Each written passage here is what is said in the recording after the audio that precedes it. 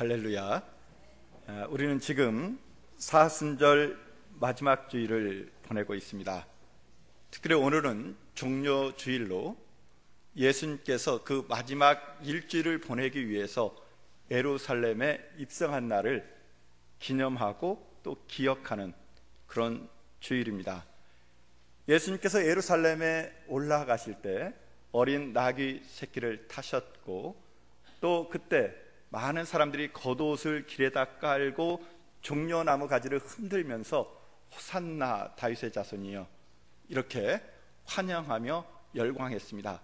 종려나무 가지를 들고 환영했다 해서 종려주일, 또 호산나 외쳤다 해서 호산나 주일이라고 말씀을 합니다. 우리는 이 종려주일을 시작으로 이제 고난의 5일을 보내게 되고, 금요일 성금요일 예수님의 죽음을 통과한 다음 부활의 새 아침을 다음 주일에 맞이하게 될 것입니다. 부활의 아침은 우리 그리스도인들에게 너무나도 소중한 시간입니다. 기다리고 고대하는 최고의 소망의 날이 있다면 부활의 아침일 것입니다. 그런데 여러분들은 지금 우리가 다음 주 부활의 아침, 정말 죽음을 이기고 살아나신 그 예수님을 정말 마음속 깊은 곳에서 우러나는 기쁨으로 맞이할 수 있겠습니까? 지금 예수님이 예루살렘에 들어오시는 것을 우리가 환영하며 호산나 외쳤던 것처럼 다음 주 그 부활의 그 아침에 정말 그 부활의 주님을 내 마음속에 기쁨으로 모시어 드리려면 어떻게 해야 되겠습니까? 히브리서 기자는 이렇게 말합니다. 히브리서 3장 14절에서 우리가 시작할 때 확신한 것을 끝까지 견고히 잡고 있으면 그리스도와 함께 참여한 자가 되리라 말씀하고 있습니다. 처음 시작할 때 확신한 것을 흔들리지 않고 끝까지 붙잡을 때 그 기쁨에 참여할 수 있다 말하고 있습니다. 또 골로새서 1장 22절과 23절에서 바울 사도는 이렇게 말합니다. 이제는 그의 육체의 죽음으로 말미암아 화목하게 하사 너희를 거룩하고 흠없고 책망할 것이 없는 자로 그 앞에 세우고자 하였으니, 만일 너희가 믿음에 거하고 터 위에 굳게 서서 너희 들은 바 복음의 소망에서 흔들리지 아니하면 그리하리라 말씀하고 있습니다. 우리의 믿음이, 처음 믿음이 흔들리지 않고 끝까지 굳게 붙잡으면 그 주님이 약속하신 그 부활의 그 아침에, 부활의 그 기쁨에, 부활의 그 생명에 참여할 수 있다라고 말씀하고 있습니다. 여러분 어떻습니까? 여러분은 흔들리지 않고 믿음을 굳게 붙잡고 다음 주에 부활의 그 기쁨에 참여할 수 있겠습니까? 그런데 이게 결코 쉽지가 않습니다. 예수님의 12 제자를 한번 보십시오. 예수님과 함께 3년의 공생애를 보내면서 여러 가지 능력과 기적과 또 놀라운 하늘나라에 대한 가르침을 듣고 배웠습니다. 그런데 이 누구보다도 예수님을 잘 알았을 이 제자들은 부활의 그 아침에 그 현장에 없었습니다. 오늘 이 호산나 외치면서 예루살렘에 함께 입성했지만 그 부활의 그 아침에는 없었어요. 이 주중에 무슨 일이 있었습니까? 성금요일 예수님이 죽는 그 순간에, 아니 죽기 전에 이 제자들은 예수님을 배반하고 팔아 넘겼습니다. 예수님을 모른다고 부인했습니다. 그리고 도망했습니다. 당연히 가장 영광의 순간, 부활의 그 현장에 있어야 할 그 제자들은 왜 예수님을 버리고 도망했겠습니까? 그들의 믿음이 흔들렸어요. 고난과 죽음의 그 순간, 예수님에게서 가장 힘들었던 그 아픔의 그 순간을 참고 견디지 못하고 그 순간에 믿음이 흔들리면서 예수님을 배반했고 부인했고 놔두고 도망한 것을 볼 수가 있습니다. 우리의 믿음도 마찬가지죠. 우리도 참 오랫동안 신앙생활 하면서 설교의 말씀을 듣고 또 여러 가지 이야기를 듣고 성경을 읽고 또 인터넷과 TV 여러 정보를 통해서 예수님에 대해서, 기독교 신앙에 대해서 잘 아는 것처럼 우리가 생각합니다. 그러나 그것이 착각일 수 있습니다. 내 스스로 속는 경우가 많이 있습니다. 많은 이런 지식이, 많은 성경의 지식이, 많은 과학의 정보들이, 인문학적 그런 지식들이 우리를, 세상을 정말 아름답게 살아가고 정말 하나님 뜻대로 살아가게 하는 것을 알려준 것처럼 우리는 알고 있는데, 정작 내 자신을 뒤돌아보면, 내 살아가는 모습을 보면 내 의리를 앞세우고 내 욕심을 앞세우고 내 생각을 앞세우면서 살아가는 것이지 정작 하나님 뜻과는 멀어진 경우를 참 많이 봅니다. 아는 것 같은데 오히려 그 아는 것 때문에 우리는 혼돈 속에서, 걱정 속에서, 염려 속에 살아간다는 겁니다. 여러분들 가정에 계시면 TV를 많이 보시죠. 어느 가정집 거실에서 TV를 보는 풍경입니다. 시아버지 혼자 텔레비전을 보고 있었어요. 근데 마침 그 아침마당이라는 TV 프로그램이었는데 건강 특집으로 여러 건강의 문제에 대해서 이렇게 자세히 증상과 치료법 이런 것들을 설명해 주고 있었습니다. 근데 시아버지가 그것을 보면서 아주 진지하게 보면서 얼굴 표정이 점점점 이 근심 어린 얼굴로 바뀌어가는 겁니다. 수심에 가득 찼어요. 마침 그때 며느리가 와서 이 아버지가 걱정하는 모습을 보면서 아버지 무슨 일이 있으세요? 이렇게 염려되어서 물어봤습니다. 그랬더니 이 시아버지가 하는 말이, 얘야 지금 TV에서 병에 대해서 쭉 이야기하는데 아무래도 저 증상이 나에게 내 증상 같다, 저 병이 지금 나한테 있는 것 같다 하면서 걱정을 합니다. 여러분도 충분히 그런 경우 있지요. 그래서 한참 걱정하면서 TV를 보고 있는데 이제 TV의 그 프로그램이 끝납니다.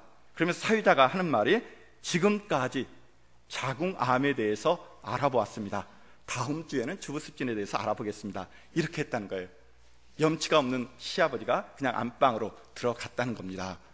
왜 이런 일이 일어납니까? 너무 많이 아는 것이, 오히려 몰랐으면 아무런 문제가 안 드는데 아는 것이 병이라고 그 설명을 들으면서 내 병으로 착각하고 염려하고 근심하며 걱정한다는 겁니다. 우리 신앙의 세계도 마찬가지예요. 예수님에 대해서 많은 것을 압니다. 하나님에 대해서 아는 것 같습니다. 그래서 정말 내가 신앙의 삶을 온전히 살아가는 것 같은데 정작 정직하게 내 삶의 내면을 깊이 되돌아보면, 그 삶을 들여다보면 아니죠. 신앙의 길이 아니라 나의 길을 걸어가는 것을 볼 수가 있습니다. 발견할 수가 있습니다. 오늘 우리가 함께 읽은 말씀을 한번 보십시오. 마가복음 11장에는 지금 예수님께서 예루살렘에 입성하는 모습입니다. 그 환영하는 이 군중들의 외침이 무엇이었습니까? 호산나 찬송하리로다. 주의 이름으로 오시는 이여 찬송하리로다. 오는 우리 조상 다윗의 나라여 가장 높은 곳에서 호산나. 이렇게 열광적으로 예수님을 환영하고 맞이했습니다. 그러나 바로 그 백성들, 그렇게 예수님을 환영했던 그 무리들이 5일 후에는 어떻게 변화되고 있습니까? 마가복음 15장 13절에서 똑같이 그 백성들인데, 그 무리들인데 이제는 예수님을 향하여 십자가에 못 박게 하소서, 죄인 중에 죄인 저 사람을 십자가에 못 박으소서 하면서 원성을, 저주를 예수님에게 토로하고 있는 것을 볼 수가 있습니다. 무엇이 문제입니까? 왜? 예수님을 잘 알았기 때문에, 예수님을 따라오시면서 우리의 왕이여 우리를 구원하소 외쳤던 그 무리들이 불과 5일 만에 저 사람을 십자가에 못 박으소 외치고 있는 것입니까? 이들은 누구보다도 예수님을 잘 안다고 생각을 했을 것입니다. 그러나 우리가 보면 어떻습니까? 이들은 정말 예수님을 아는 사람이었습니까? 하나님의 뜻을 깨달은 사람이었습니까? 정말 예수님을 따르는 온전한 무리들이었습니까? 아니었지 않습니까? 그들이 십자가에 예수님을 못 박은 장본이 되는 것을 볼 수가 있습니다. 무엇이 문제예요? 이들에게 어떤 일이 있는 것입니까? 우리가 다시 한번 우리가 알고 있는 우리의 신앙, 우리가 믿고 있는 예수님에 대해서, 우리가 바라보는 그 십자가에 대해서 다시 한번 생각하는 이 종려주일 아침 되기를 주님의 이름으로 축원합니다. 다시 오늘 본문 말씀으로 돌아가면 예수님께서 예루살렘에 입성할 때 나귀 새끼를 타고 오셨습니다. 이 나귀 새끼도 예수님의 것이 아니죠. 건넌 마을에 가면 그 나귀 새끼가 매여 있을 때 그것을 끌고 오라.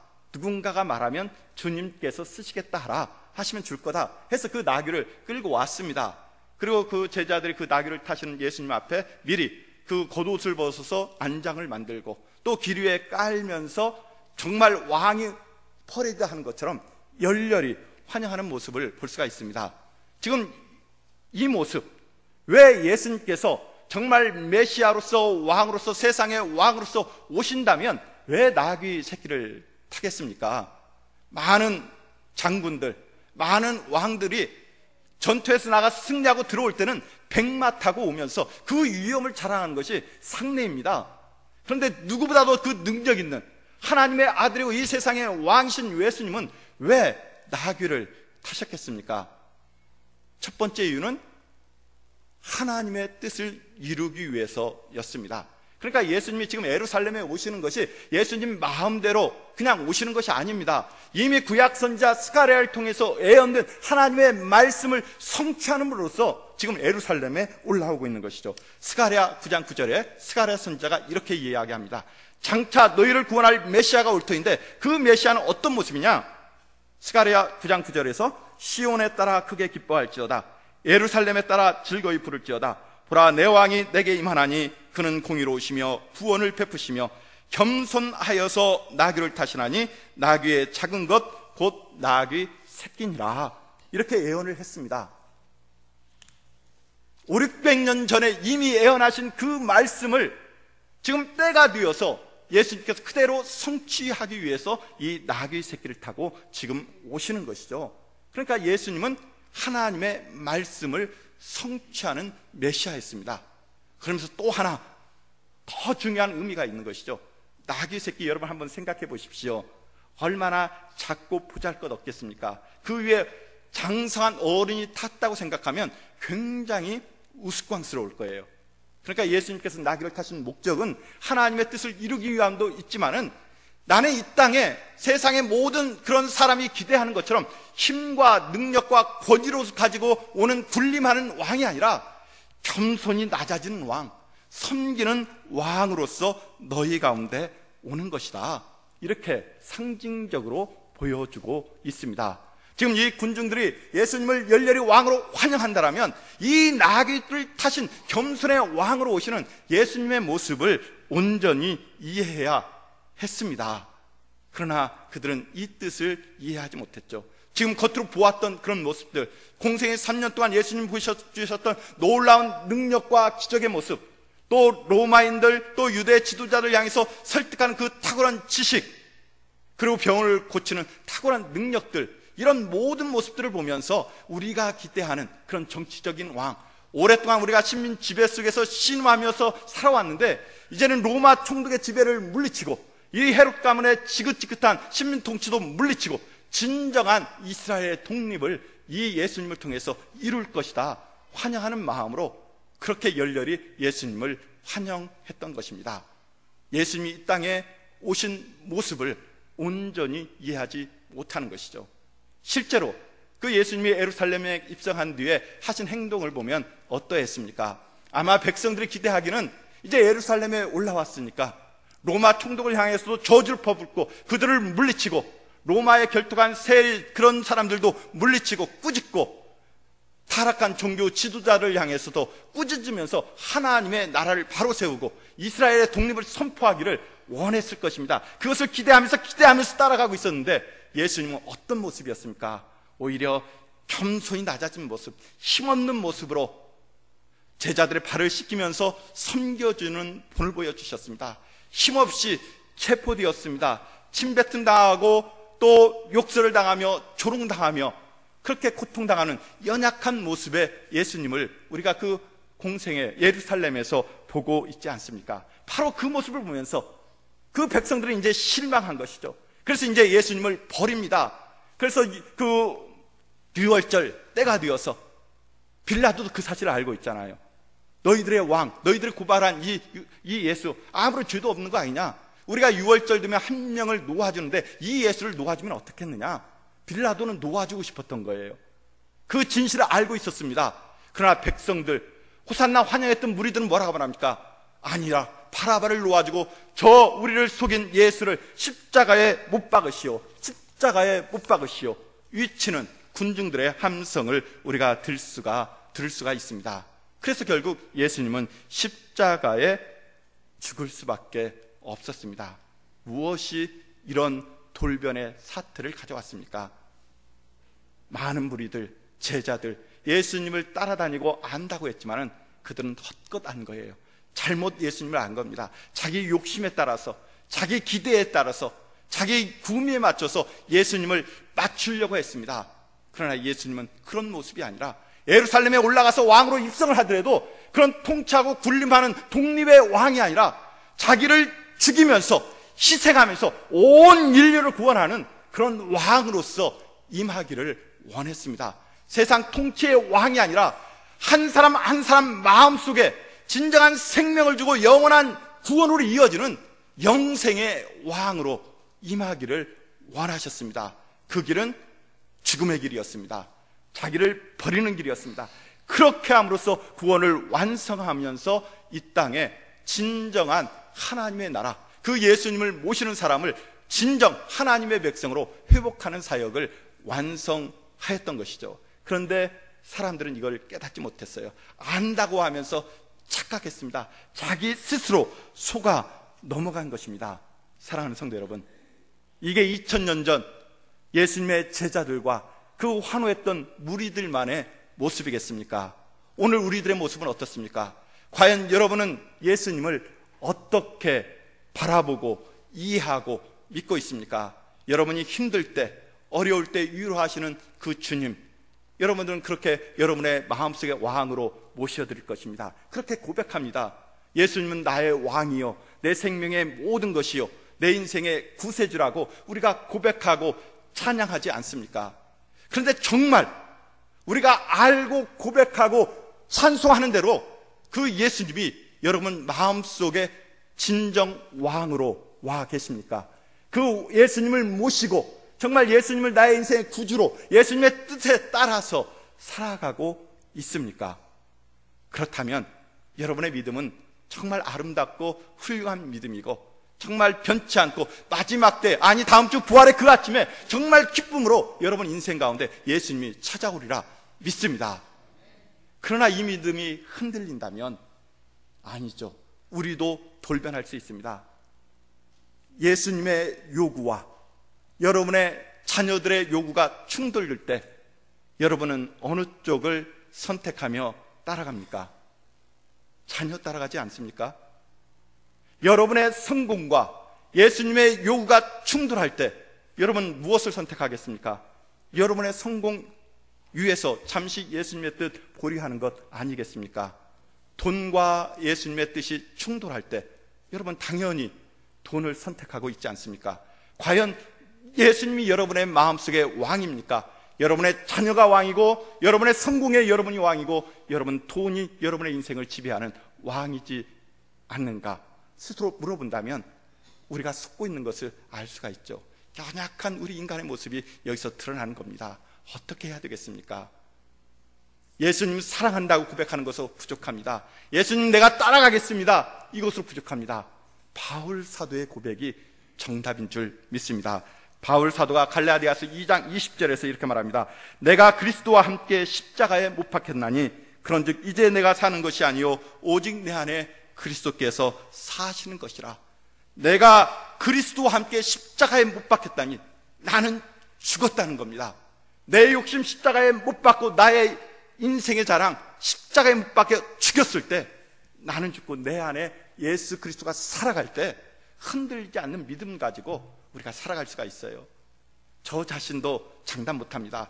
끊임없이 돈에 대한 욕심, 성공에 대한 욕심, 명예에 대한 욕심들이 솟아나잖아요. 이거 없는 사람 없잖아요. 어떻게 이것과 상충들은 예수님의 뜻을 따라갈 수 있겠습니까? 십자가에 못 박는 수밖에 없습니다. 나를 죽이는 수밖에 없어요. 성령의 능력 안에서 내가 죽을 때 자유함이 있습니다. 기쁨이 있습니다. 능력이 솟아나는 줄 믿습니다. 우리가 일제시대 때 참 일제 신사참배 요구하면서 많은 사람들이 신앙에 변절을 했습니다. 그때 신앙에 지킨 사람들 중에 주기철 목사님이 계시잖아요.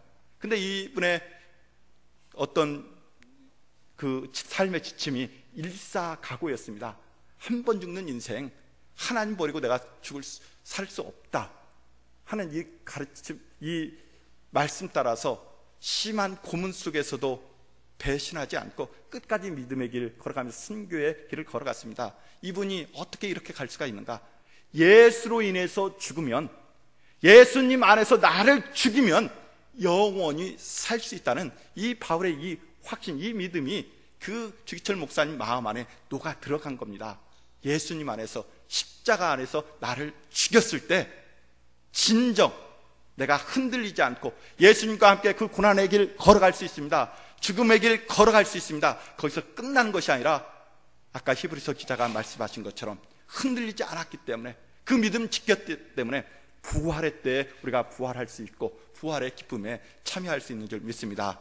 우리가 이제 내일부터 고난주간 일주일을 보냅니다. 특별히 이 한 주간 동안 정말 내 욕심 죽이기를 원합니다.